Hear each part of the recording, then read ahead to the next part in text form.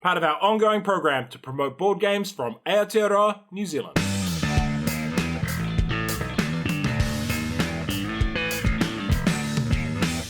Kia ora koutou and welcome to Star Trek Ascendancy in about 3 minutes, review copy used. There's a solo mode in the Borg expansion. The core game is for 2 to 3 players, but the expansions take that to many more. Playing time is long, and it's a moderately complex game. Space, the final frontier. These are the voyages of the battlecruiser Maktar, our ongoing mission. to find and exploit the resources our people deserve, to seek out and eliminate threats to the Empire, and to boldly make profit like no one has done before. The game ends once one player reaches 5 Ascendancy. You buy those with the culture resource. You can also win if you occupy all of your opponent's homeworlds. Dice. Many things, including combat, are resolved with dice. Tile placement. You explore the map and discover new worlds. Variable player powers. Each faction has unique rules, fleets, and technologies. Player turn. Each player starts with a homeworld, 3 ships, a control node to show they own the planet, and 1 of each color production node. Each node produces resources of the matching color. You also have a starter technology. You start with a build phase. You can build a control node on an empty planet for 1 ship and 1 culture. Production nodes cost 2 production, and culture nodes 1 production and 2 culture. Each planet is limited to the number of nodes it has on it. You can also build ships at your homeworld or any starbase you control. These cost 1 production per ship. You can also assign 1 research to any technologies or pay to improve your weapons or shields. Once the build phase is done, it's your action phase. Each player has a limited number of command tokens. You can pay 1 to build a starbase, and that gives you 1 more command token next turn. You can build a fleet, and each fleet has special rules. Take the ships and put them on the fleet card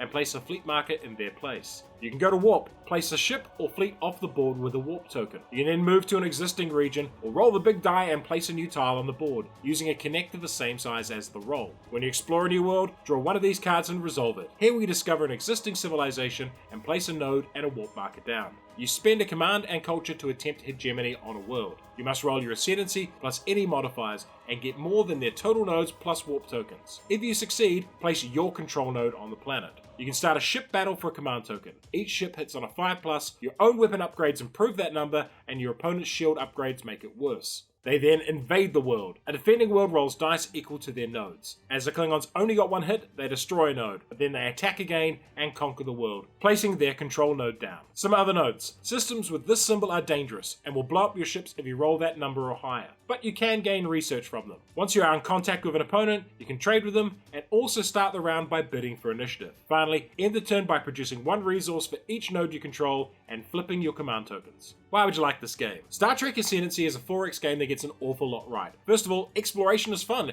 and you get a lot of wacky experiences finding new worlds. Plus, worlds' locations aren't fixed until they have 2 connections, so the map evolves in really interesting ways. Each of the factions plays differently, and feels true to the source material. And while the core game only comes with these 3, there are expansions aplenty, and I will showcase those in a later video. Combat is refreshingly simple for a 4X game, thanks to only 1 ship class and the special abilities on fleets, yet feels no less epic than comparable games for that. So if you want a 4X game with great thematic integration, cool exploration, clear objectives, and streamlined mechanics, definitely check it out. The best thing about this game is when you conquer someone else's research node, you can steal 1 of their technologies and develop it yourself. That's so much fun. However, 3 players with the core box is okay, but I feel the game comes alive with 4 or 5 players, and for that you do need expansions. And there's no hiding that this game can get pretty brutal at times. Player elimination can and does happen. If you prefer the real world to sci-fi, try Civilization and New Dawn. And for something longer and more complex, try Twilight Imperium 4. Star Trek Ascendancy. I'm done with Twilight Imperium now. Gold medal game. And if you enjoyed this video, hit the notification button, like, share, and subscribe to the channel.